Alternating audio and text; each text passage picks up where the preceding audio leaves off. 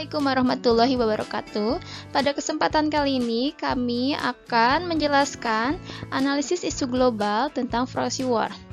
Kami peserta Latsar CPNS 2019 PPSDM Regional Bandung Angkatan 7 Kelompok 3 yang beranggotakan yang sebelah paling kiri ada Hadi Winoko SPD, yang tengah Sani Sakibah Alimah SPD, dan sebelah kanan Tri Astuti Anggraini. Masuk ke materi yang akan disampaikan oleh saya sendiri, Sani Sakibah Alimah. Pengertian proxy war. Apa itu proxy war? Proxy war adalah perang antar dua negara atau aktor non-negara yang terjadi karena dorongan atau mewakili pihak lain yang tidak terlibat langsung di pertempuran.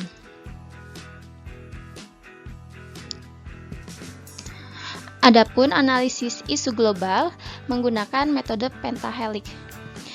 Isu kontemporer yang kita ambil yang pertama yaitu tentang penyalahgunaan narkoba di kalangan remaja dan pelajar.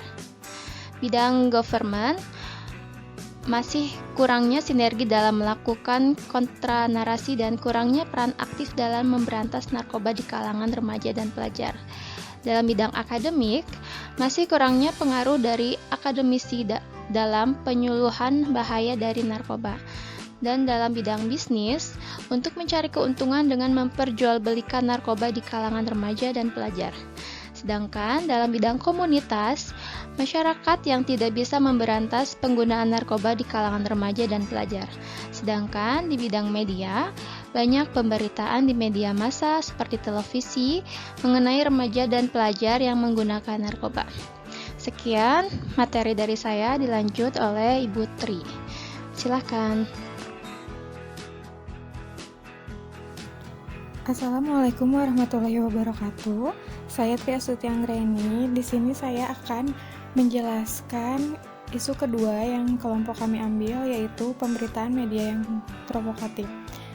Di bidang government, masih kurangnya sinergi dalam melakukan kontranarasi dan kurangnya peran aktif dalam melakukan blocking terhadap isu-isu yang telah menyebar. Di bidang akademik, masih kurangnya pengaruh dari akademisi dalam membuka opini masyarakat. Di bidang bisnis, untuk mencari keuntungan dengan menyebarkan berita hoax, baik itu keuntungan untuk pribadi maupun keuntungan untuk kelompok atau golongan. Di bidang community, masyarakat yang tidak bisa memilah dan memilih informasi yang diterima. Dalam media, yaitu banyak ditemukan di media sosial seperti Facebook dan Instagram, serta disebarluaskan melalui media sosial WhatsApp.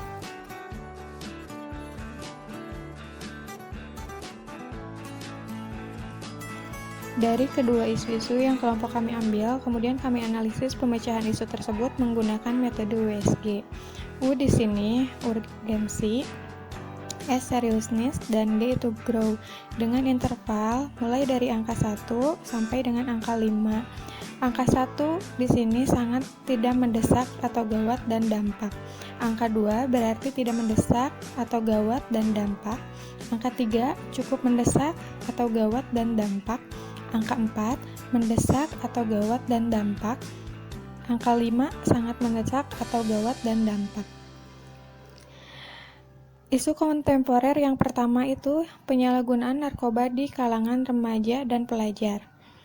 Urgensinya 4, seriousness 3, grow 4, dengan prioritas 11.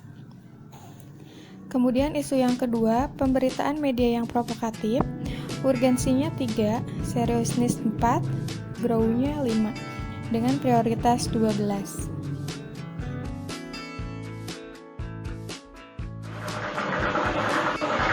Baiklah, saya akan melanjutkan penjelasan dengan analisis melalui metode fishbone. Permasalahan yang kita sedang gali adalah pemberitaan media yang provokatif. Ada beberapa faktor yang mendukung terjadinya pemberitaan media yang provokatif. Di antaranya dari pihak pemerintah, seringkali kurangnya kontrol terhadap pemberitaan media yang provokatif.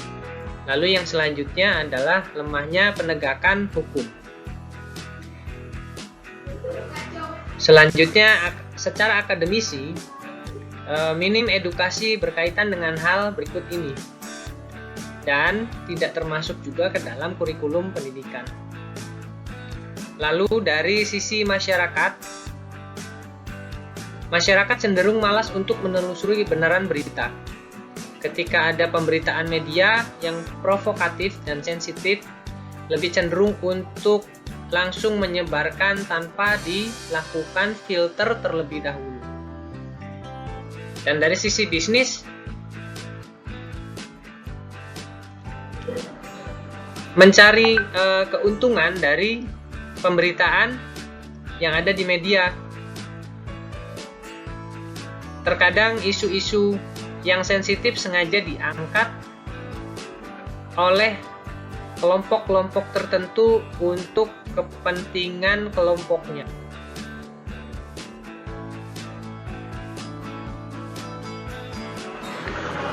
Selanjutnya saya akan coba menjelaskan tentang tabel rekomendasi alternatif penyelesaian isu. Isu yang kita bahas adalah pemberitaan media yang provokatif. Penyebabnya, mudahnya masyarakat menerima berita hoax. Yang pertama, pada alternatif penyelesaian, terdapat bijak menerima informasi. Dan pada tahapan setiap alternatif, yang pertama ketika harus bijak menerima informasi adalah cermati alamat situs. Apabila berasal dari situs yang belum terverifikasi sebagai institusi pers resmi, misalnya menggunakan domain blog, maka informasi tersebut bisa dibilang meragukan. Yang kedua, periksa fakta. Fakta yaitu peristiwa yang terjadi dengan adanya kesaksian dan bukti otentik seperti foto atau video. Yang ketiga, cek keaslian foto. Untuk mengecek keaslian foto bisa dengan memanfaatkan mesin pencari Google, yakni dengan melakukan drag and drop ke kolom pencarian Google, maka akan keluar gambar yang serupa untuk membandingkannya. Nah, hasil yang diharapkan dari tahapan tersebut adalah dengan bijak dalam menerima informasi, diharapkan masyarakat tidak akan dengan mudah lagi untuk menerima berita hoaks. Dan juga tidak mudah juga untuk menyebarkan berita hoaks. Para pihaknya yaitu masyarakat.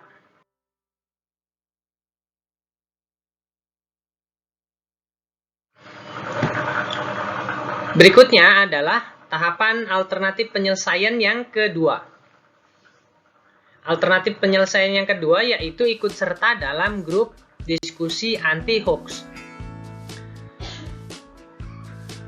Tahapannya yaitu yang pertama, kita masuk ke sosial media seperti Facebook, Instagram, atau Twitter. Cari fanpage atau grup anti fitnah atau hoax. Berikutnya berdiskusi untuk menanyakan kevalidan informasi yang diterima atau menelaah informasi dari grup-grup dari dalam grup tersebut supaya kita tidak terjebak pada berita hoax.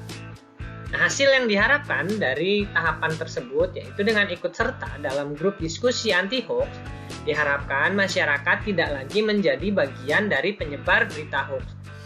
Dapat memutuskan penyebar berita hoax hanya akan menyebarkan informasi-informasi yang benar dan valid. Para pihaknya masyarakat. Ya, dengan selesainya penjelasan berikut ini, maka selesai juga tugas kami kelompok 3 untuk menganalisis isu global proxy war. Atas perhatiannya kami ucapkan terima kasih. Assalamualaikum warahmatullahi wabarakatuh.